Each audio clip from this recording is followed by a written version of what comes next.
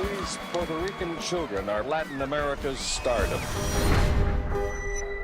I thought that there was some sort of connection. Jose Menendez was obsessed with the band Menudo.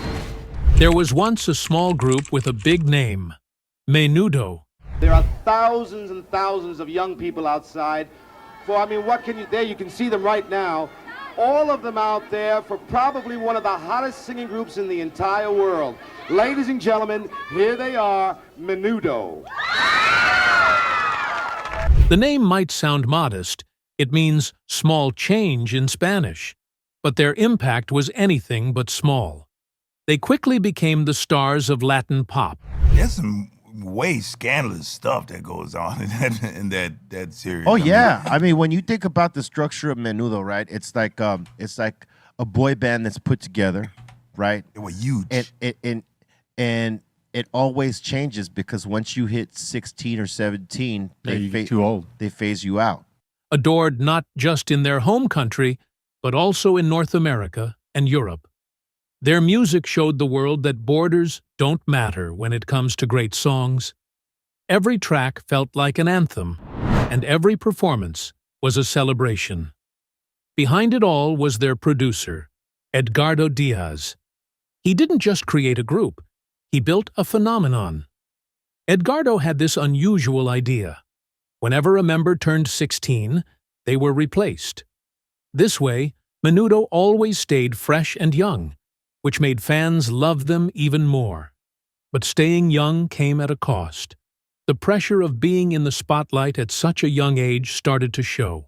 Over time, cracks appeared, and scandals began to surface, uncovering a much darker side to Menudo's story.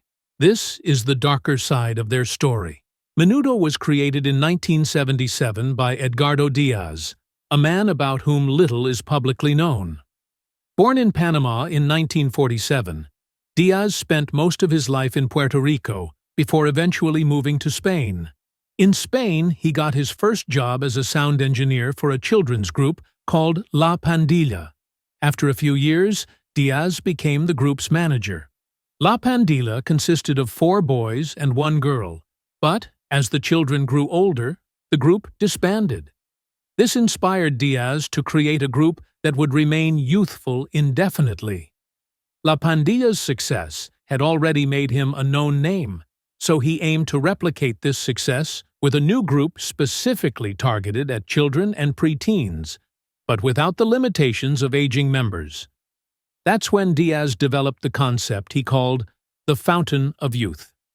His vision was to create a group with a rotational system, allowing it to constantly evolve with new members while staying young and energetic.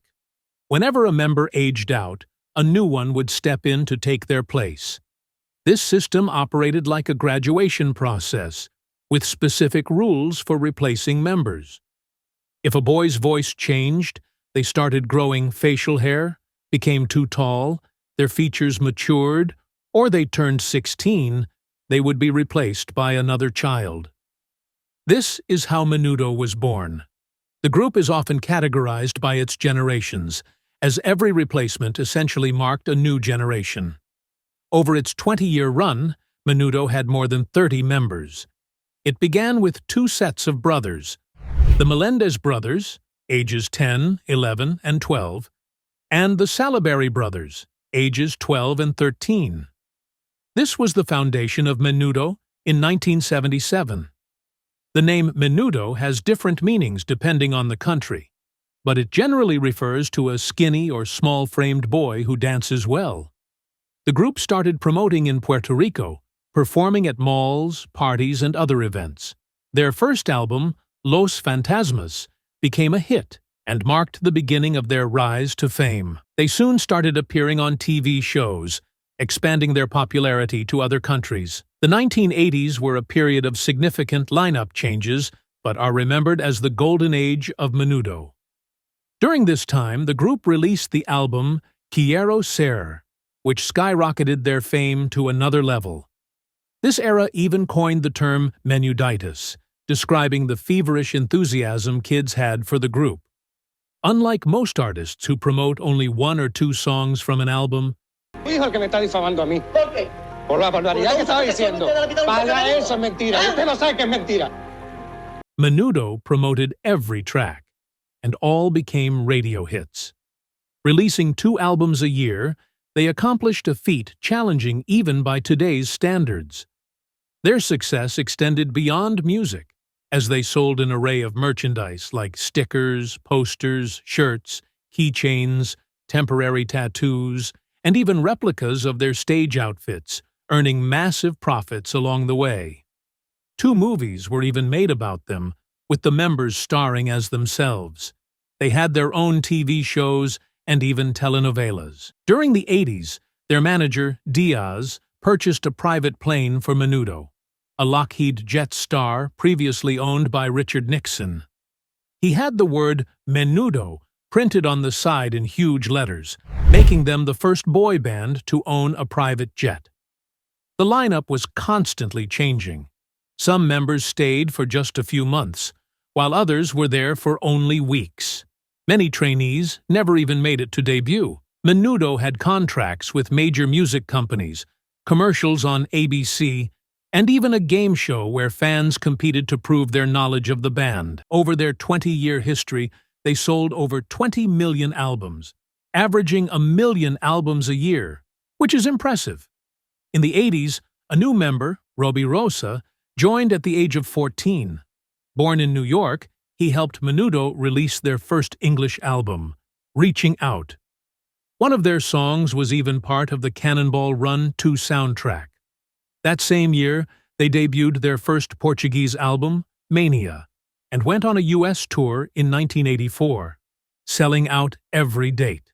In 1984, Ricky Menendez, the longest-standing member, graduated after 7 years in the group. He had a huge graduation concert and was replaced by Ricky Martin, who joined at the age of 13. During this period, Menudo's fame spread to the Philippines, Japan, and other parts of Asia. They also landed ads with brands like Pepsi, Scope, McDonald's, and Crest, and made appearances on Sesame Street and Nickelodeon. In 1987, Menudo transitioned to a rock concept, but it didn't achieve the same success as their earlier work. Robbie Rosa, considered the group's vocal and emotional core, left that year. They released the album Los Últimos Heroes, selling 40,000 copies in the U.S., and briefly returning to the spotlight. By the 1990s, Ricky Martin had also left the group, and new members took over. However, a series of scandals in the 90s led to a decline in public support. One of the most serious incidents happened in Miami, where green substances were discovered in the luggage of 2 members, Sergio and Ruben. This caused a major scandal. Their names were everywhere, and the public was shocked to learn that underage members might be involved with drugs. This incident led to their expulsion and exposed some of the darker secrets surrounding Menudo. By 1999, the group entered its 21st generation with an entirely new lineup. In 1995, the group was rebranded as MDO, adopting a young adult concept and removing the age limit. Diaz sold the group's rights, but continued as MDO's manager. Despite efforts like reality shows to recruit new members, they never regained their former glory. Technically, the group hasn't disbanded, but remains on hiatus. In my view, when power, money, and children are involved, the outcomes are rarely positive. Since 1991, there were suspicions about Diaz, but at the time, topics like child exploitation were rarely discussed, as they were considered taboo. This allowed predators to operate freely in the entertainment industry. Headlines and rumors had already circulated about the abuse of some group members, but it wasn't until 2014 that the first testimony became public. The first person to speak out was Roy Rossello. We'll revisit this later, so keep it in mind. Now let's move to 2015, when Angelo Garcia shared his story of abuse on a show. He accused Diaz of exploiting children. The workload was not healthy for a child. I was always sick with asthma and a sore throat. We couldn't sleep or eat properly. There wasn't time for that, he said. Angelo also recounted an incident from a 1990 concert in Venezuela, when he told Diaz he was experiencing severe abdominal pain. Diaz dismissed it, saying, "You just don't want to work." During the performance, Angelo had to leave the stage, collapsed, began vomiting blood, and lost consciousness. He was rushed to the hospital, diagnosed with appendicitis, and underwent emergency surgery. He nearly died. Following this incident, his mother decided to remove him from the group. In 2020, tragedy struck when ex-member Anthony Galindo, who was part of the group in 1991 and later rejoined after it was rebranded as MDO, passed away following complications from an attempt on his own life. Anthony had been struggling with depression during the pandemic and its impact on his career. It was known that he had battled mental health issues since his time in the group. Another former member, Raul Torres, spoke in 2020 about his own struggles with thoughts of self-harm and how devastating Anthony's death was. Raul discussed how the verbal abuse they endured as members deeply affected them, even years later. "I won't repeat the exact words," Raul said, "but another way to put it is, you are trash." That's what Diaz would say to me and the other members. Children. Literal children. Raul explained how this mistreatment affected every generation of members, driving some to turn to substances to cope. He also shared details about what happened when Sergio and Revan were arrested. "It was traumatic to see your groupmates arrested, knowing they'd be expelled.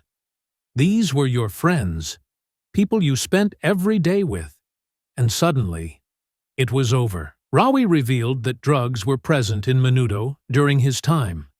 Hidden, but always there. After the arrests, Diaz immediately expelled the two members to protect the group's image and prohibited the remaining members from contacting them. A year later, the remaining 5 members left the group in protest of the injustice their friends had faced. In October 2020, Jonathan Montenegro spoke out against the violence and abuse he witnessed in the group. "Once, I locked myself in the bathroom after seeing a member being beaten violently by Diaz. We had been playing with markers and accidentally stained a leather couch. That was the first time I felt fear. I was only 11 inches. He also shared that he had hepatitis, but was still required to work. It's well known that liver failure can occur without proper precautions, but our schedule was packed and couldn't be changed." Just days before Jonathan's interview, Amazon released a documentary titled Subete a mi moto in 2020. The series, which has 15 episodes, tells the story of Menudo from Edgardo Diaz's perspective. Jonathan stated that no members were contacted to verify any details and described the series as pure fantasy. Many former members expressed anger about the documentary.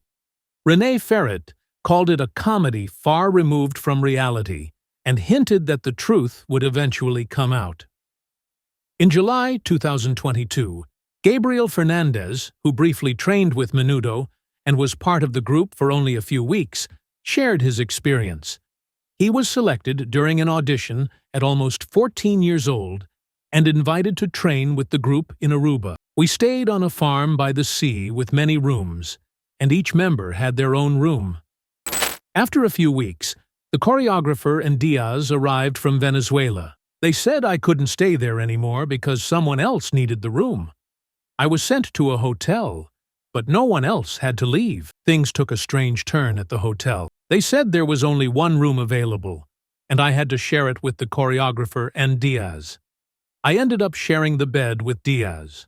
As soon as we sat down, Diaz started saying how much he needed love and care. I realized something was wrong and ran out of the room crying. I spent the night in the hallway. By the next day, I was on a flight to Venezuela and no longer part of Menudo because of my bad attitude." In 2021, Ray Reyes tragically passed away at 51 from a heart attack. He had been struggling with heart issues and depression.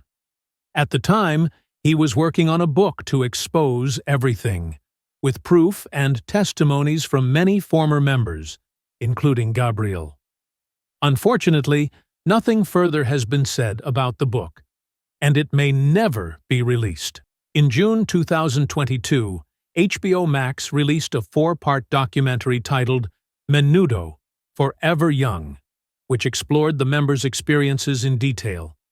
16 former members shared their stories. Angelo Garcia recounted being abused for the first time in his hotel room. "A man gave me alcohol. All I remember is passing out. When I woke up, I was naked and bleeding. I understood what he had done to me. I also had carpet burns on my face." Sergio Blair's also spoke out in the documentary. "Once in Colombia, Revan and I were in a hotel room when a stranger came in. He offered us substances, and we were terrified. We later found out he was one of the producers." The abuse and exploitation occurred under Diaz's rule. He wasn't just the main perpetrator, but also facilitated abuse through others he called promoters. "We were just playing cards for his business," said Reyes. Members also talked about bullying and abuse within the group, which Diaz ignored. Surprisingly, Roy Rossello, who first spoke out in 2014, wasn't featured in the documentary. Back in 2014, on the show Domingo Show, he confirmed that Diaz had abused him and other members multiple times. He described a specific incident from 1984 when he was 13. During a party at a mansion in Puerto Rico, someone told him Diaz wanted to see him in his room. "I refused many times, but Diaz threatened to kick me out of the group. I thought about my family and how I was doing this for them. At 13, I knew I'd be abused, but I felt I had to sacrifice myself for my family. That's how awful it was." He recalled going to the room and seeing Ricky Martin, who was also 13, dressed as a girl. Roy panicked and called for Robbie, who punched the abuser in the face. As a fight broke out, Roy ran out of the mansion and sat by the road, wishing for a car to hit him. Shortly after this interview aired, Diaz issued a statement denying all allegations. He claimed his work was beyond question and that countless families had placed their trust in him throughout his career. He added that he had no intention of spending the rest of his life defending himself against accusations. Then, in 2020, he gave another interview, announcing plans to press charges against Diaz in the United States. During this interview, he revealed that the abuse began even before he joined Menudo. He stated that he was the only member who didn't need to audition. Living just a few blocks from Diaz's main office in Puerto Rico, he recalled an incident where he stood outside the office and attracted a crowd of fans who assumed he was a new member. Diaz noticed and sent an assistant to invite him to audition. Shortly after, the grooming began. Roy shared that he was frequently invited to Diaz's mother's house, whose nickname was Anya Panchi. She managed relationships with the parents of the children in the group. It was at her house that the abuse started. Roy alleged that Anya Panchi was aware of what Diaz was doing and opposed his joining Menudo, fearing that he might speak out in the future. He described overhearing their arguments while locked in Diaz's room. "I got into Menudo because Edgardo saw me and fell in love with me," he stated, adding that he has witnesses and evidence of the abuse. Roy recalled a traumatic event when Diaz came to his house with a suitcase and a contract. He ran to his room, hiding in the closet while crying and begging his mother not to send him with Diaz. However, Diaz convinced him to come out, promising his mother that he would care for Roy like his own child. Despite her reservations, Roy's mother urged him to sign the contract, hoping it would improve their family's financial situation. Roy tearfully signed the contract, packed his bags, and left, realizing his mother had unknowingly handed him over to his abuser. Since the release of the documentary Forever Young, Ricky Martin has not made any public comments about the allegations. At the time of this video, there is no record of legal action against Diaz by any former Menudo members. Despite their immense contributions to creating one of the world's most popular boy groups, many of the members have faced hardships since leaving the group. They reported being poorly paid, and some even struggled with housing after their time in Menudo. A few members have chosen not to speak about the situation. Over the years, some have reunited for concerts and tours, showing that their friendships have endured despite the challenges. Now, after 12 years, Menudo is making a comeback under new management, including Mario Lopez. The revival is led by Menudo Productions, a company owned by Menudo International LLC, which acquired the Menudo brand in 2016.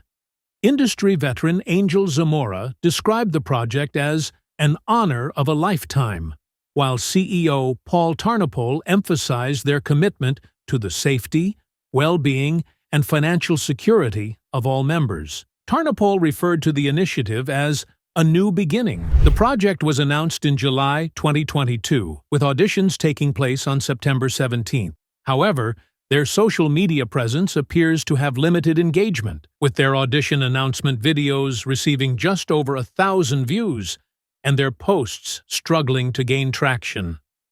On January 18, 2023, they introduced a new logo, and videos from the auditions were shared. 5 new members have been chosen, and their identities will be revealed soon. Only time will tell how this new chapter for Menudo unfolds. It's possible that recent allegations have overshadowed the revival, hindering its ability to capture attention. Hopefully, lessons from the past will guide the new management to prioritize the safety of its members. While their intentions seem clear, history has a way of repeating itself. That's all for today's video. Let me know in the comments if you've heard of this group before or what you think of their story. Thank you for watching, and we will see you in the next video.